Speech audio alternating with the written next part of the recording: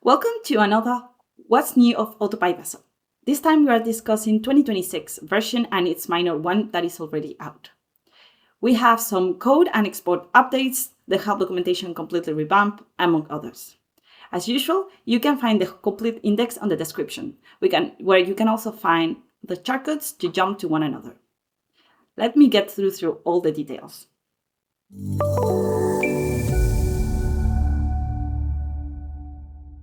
First of all, ASME VIII has been updated to the latest revision, 2025. As usual, it can be found in the list of codes and the textbooks for Division 2. Let's review the changes of this revision. They continue with the merging of both divisions by redirecting Division 1 to Division 2. Probably the most important change this time is that the fund checking is now done according to Division 2. Mandatory Appendix 2 tells you have to use Division 2 method.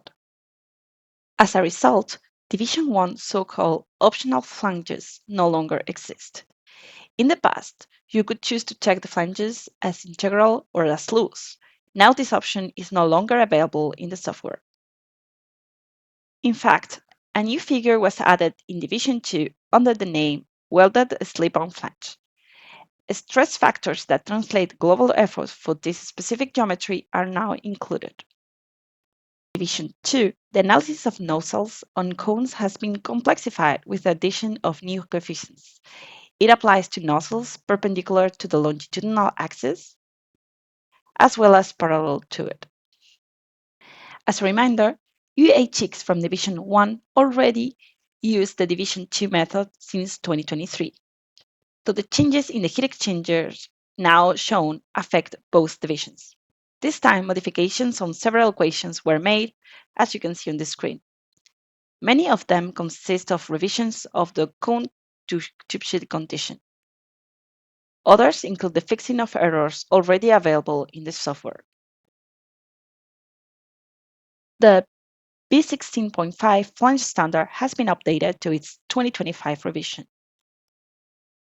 The main changes affect the metric units, as illustrated here on this example. For heat exchangers, AutoPIPE Vessel now includes TEMA 11. There is no significant change. The great majority of them reflects run-up corrections.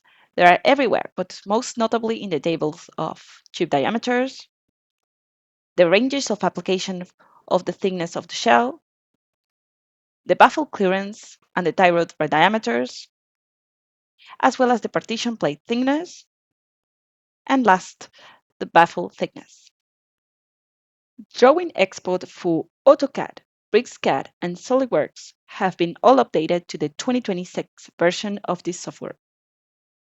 The DWG export, the one that requires no third-party software, has been improved, and now you'll get a similar deliverable as with DGN.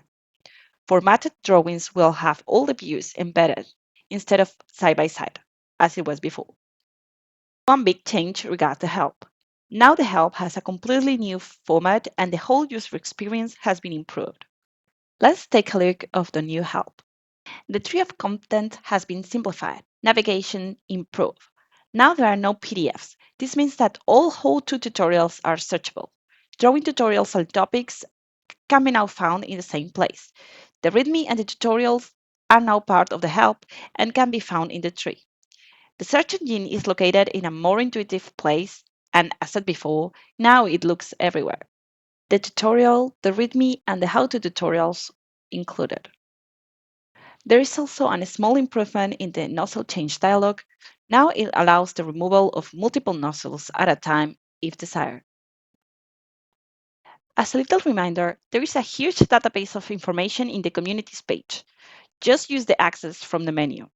There you can find a link to the main page.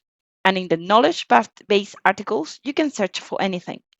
Filters are at your left, and there is a tree with the classifying information too. Well, that's all for this version.